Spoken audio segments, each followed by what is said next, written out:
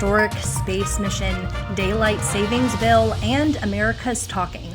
This is the Center Square Daily. Today is Wednesday, April 1st, 2026. I'm your host, Esther Wickham, standing in for Greg Bishop. Before we get into the breaking news of historic mission space plan, let's look at what's coming out of the White House this morning. First, updates from conflict in the Middle East. Trump this morning said Iran leaders want a ceasefire, but the United States won't move towards peace until the Strait of Hormuz is opened. The conflict, which began February 28th of this year, between U.S. and Israeli strikes has driven U.S. gas prices up a whole $1 per gallon and has disrupted global markets, with U.S. military operations costing over $1 billion per day. Analysts say a prolonged war could drive a significant increase in defense spending and further impact the federal budget. President Trump is expected to address the nation tonight at 9 p.m. Eastern Standard Time. Next, looking over at SCOTUS. In other news, President Trump attended the oral arguments at the Supreme Court today on birthright citizenship. This follows his executive order by President Trump that denied citizenship to certain U.S.-born citizens and children of undocumented or temporary resident parents. He is the first president ever sitting to attend a Supreme Court oral argument.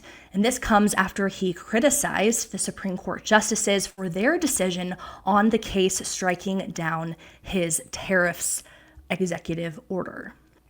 Now looking over at this new space station mission, the countdown is underway. NASA is preparing to launch Artemis 2, its first crewed lunar mission in over 50 years. With 4 astronauts on a 10-day journey, this marks a major step towards returning humans to the moon. This is going to build off of Artemis 1, 2, 3, and eventually pave the way for Artemis 4 in 2028, when humans are expected to set foot on the lunar surface again. Artemis 2 is set to lift off this evening, Wednesday, April 1st, marking the first crewed mission to the moon since Apollo 17 in 1972, when astronauts just spent over 3 days on the lunar surface. Now, the big question everyone's going to be asking is how much this is going to cost American taxpayers. Now, comparing and contrasting the first mission to the moon, the Apollo program costed over $290 billion, obviously adjusting for inflation, by the time the first moon landed back in 1969. NASA predicts that this Artemis program is going to cost taxpayers $105 billion just by the first landing, which is expected to launch in 2028. If you're interested in following more of this developing story, you can go to thecentersquare.com as well as our YouTube channel at The Center Square to follow all of these updates and more. Now looking over at a daylight savings bill, a proposed bill in the state of Georgia would switch the state to an Atlantic Standard Time, eliminating the need to change clocks twice a year. The bill, introduced by Bo Hatchett, has already passed the state Senate and is awaiting further action. The Center Square's reporter, Jarrett, is here with us today to break this down a little bit more and explain the various sides to this story. Kim, thanks so much for joining us today. Hi, Esther. Thank you so much. It's a very interesting bill. House Bill 154 started out as a bill regulating ambulance services, and it was amended in the Senate by Bo Hatchett to become a bill about moving Georgia to Atlantic Standard Time. Now, if you know anything about time zones, I'm kind of a geek. I like to know what time it is in whatever area I'm not in. No one in the continental United States is in the Atlantic time zone. You have islands, things like that. That's the Atlantic time zone. So that's very unusual, number one. The second thing that's unusual about the bill, under the Uniform Time Act passed by Congress way back in the 60s, you cannot change your time zone unless you want to stay standard time. You can't say, I want permanent daylight savings time, and you definitely cannot go to the Atlantic time zone unless you have approval from the Department of Transportation. So it's a very interesting bill. No other state really is doing this. Other states, and Georgia did this a few years ago, they've petitioned to go back to daylight savings time. You have some states wanting to stay at standard time, including Tennessee, but no other states have said, hey, let's go to Atlantic time. Yeah. And we have a clip here showing, Bo Hatchett, who says that this bill would essentially bypass congressional approval for a year-round daylight savings time. And this law would invoke, allowing states to appeal to the U.S. Department of Transportation, specifically with this state. Here's Bo talking about it. This bill allows us to achieve daylight savings time year-round without having to get congressional approval. What this bill does is allows us to go straight to the Department of Transportation to petition that Georgia actually move from the Eastern time zone into the Atlantic time zone. This law is already allowed by federal law, and the department will consider what's called the convenience of commerce standard. If the federal government approves that, then Georgia will move to Atlantic Standard Time. So right now we're in Eastern Daylight Time. A lot of people think we're always in Eastern Standard Time, but we're not. Eastern Daylight Time. Eastern Daylight Time is the exact clock as Atlantic Standard Time is. So if we switch to Atlantic Standard Time, you won't notice a difference for the 7 months of the year that we're in daylight savings, but in the winter months, we'll be an hour ahead. So, Kim, from this video, what is your reaction to it? And could you talk a little bit more about the supporters? How is this Atlantic Standard Time going to affect quality of life? What are those in favor of this bill saying? Well, those in favor of the bill, in fact, it was discussed in the committee. Oh, well, this is going to give us an extra hour of daylight. We can do more with our children. Nobody likes it. And here in Georgia, well, I live in Tennessee now, but I'm close to Georgia. It gets dark at like 5:45. And I know in some areas of the country it gets dark sooner than that. But for us here in the South to get dark at 5:45 in December, we don't like that. So they're saying, hey, if we stay on what is Eastern Daylight Time and would become Atlantic Standard Time, we'll have more time with our kids. We can do more things after work. We won't be in the dark. So that's been the big pitch for that in this bill in particular. Yeah, there can definitely be an argument of happiness levels increasing once the spring comes around and the sun comes out a little bit more in the evening. But in your story, Kim, you don't just highlight the supporters, you also talk a little bit about the critics. Now, you had a conversation with JP. He's the founder of Save Standard Time. We have a clip of him talking a little bit about why he is opposing this bill, and I'd love to get your reaction on it. This all started in 2018 with Florida passing the first permanent daylight bill with the support of the Florida golf industry. And in 2019, 5 more states quickly followed, passing these permanent daylight bills. And in every single state, there was no debate about should we keep permanent standard time or permanent daylight time. It was simply, we should ditch the switch. Florida chose daylight. Let's choose the same thing.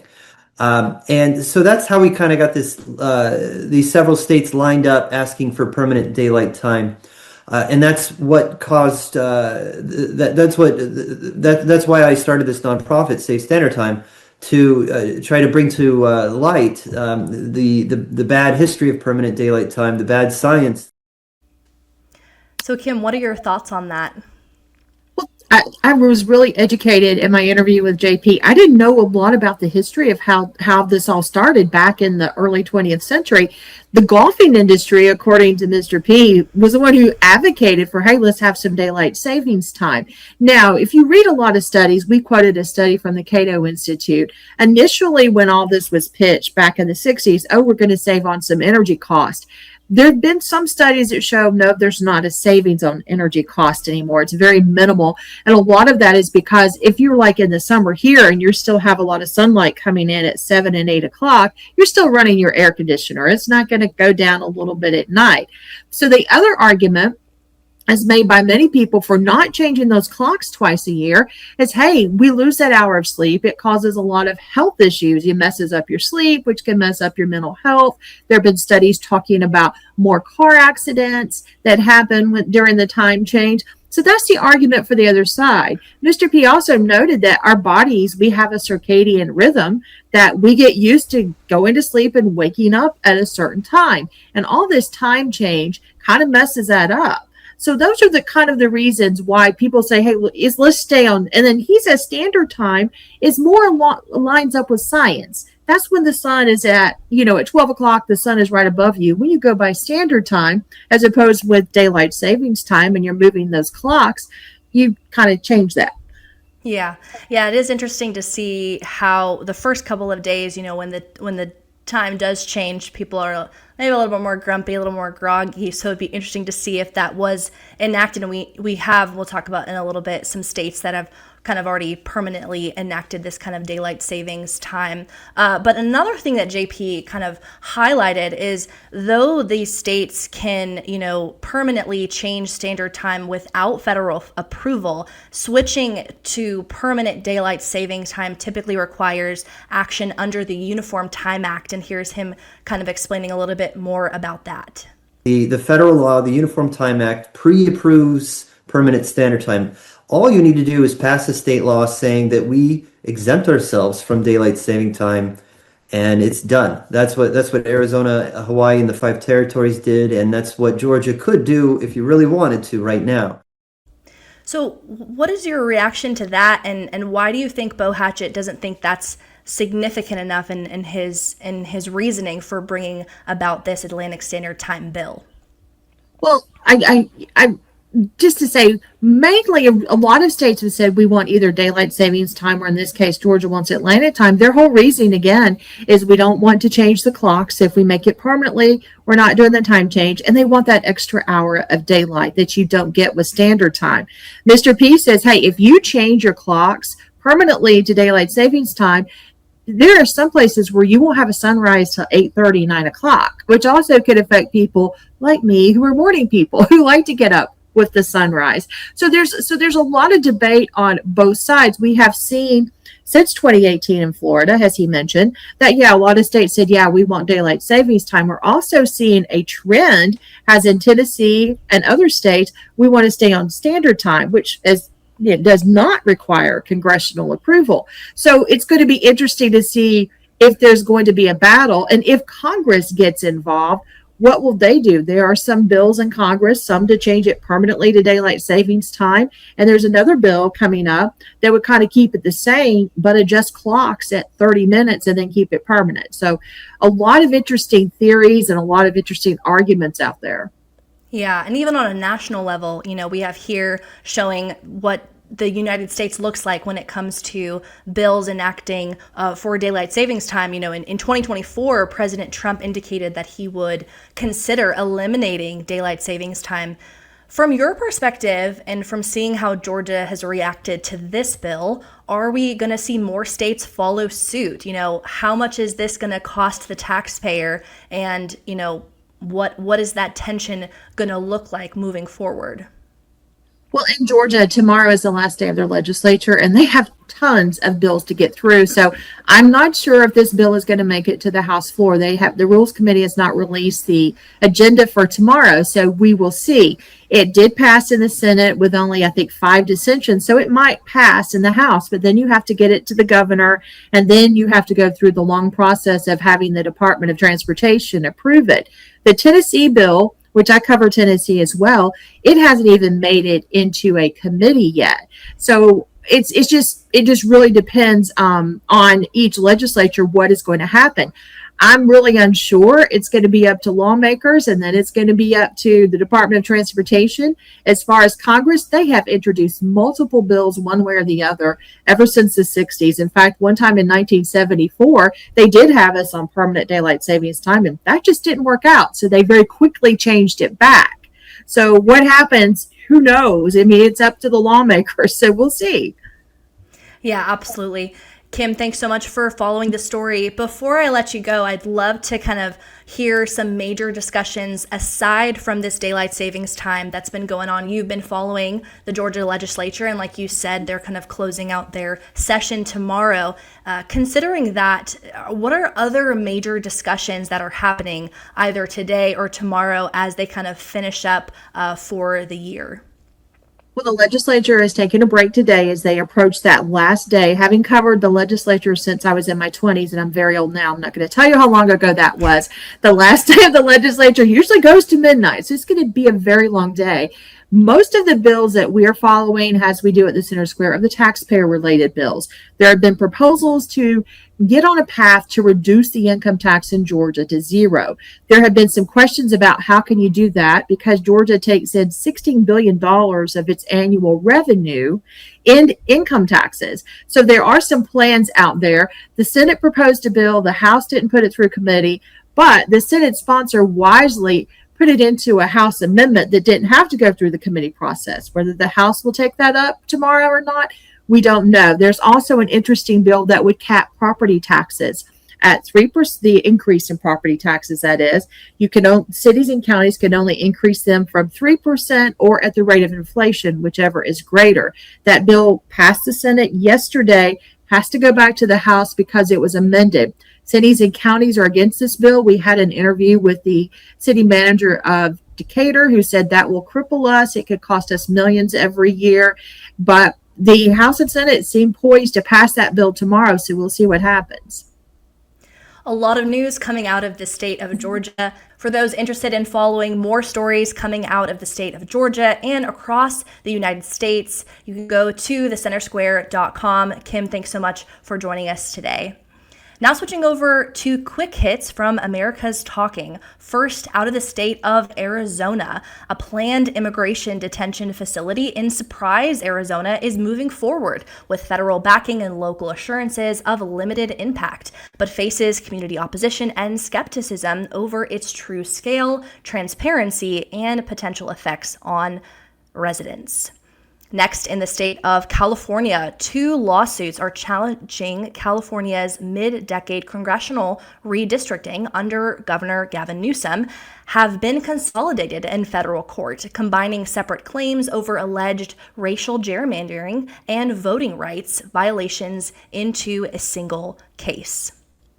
Next, in the state of North Carolina, U.S. Rep. Greg Murphy has reintroduced the Provider Reimbursement Stability Act to update Medicare's physician fee schedule, aiming to prevent office closures, support rural and underserved communities, and ensure stable reimbursements for medical doctors. Finally, out of the state of Wisconsin, Governor Tony Evers signed a law requiring that anyone collecting signatures for local and state elections in the state of Wisconsin must be a resident. This is an aim to strengthen election integrity after out-of-state petition efforts in a 2024 recall. All of these stories and more that impact you, the taxpayer, can be found on thecentersquare.com's website. Well, from my studio here in Southern California, thank you so much for joining us today. I'm your host, Esther Wickham. Don't forget to like, share, and subscribe to The Center Square, and we'll be back on Thursday looking at more stories that impact you, the taxpayer, only on The Center Square Daily.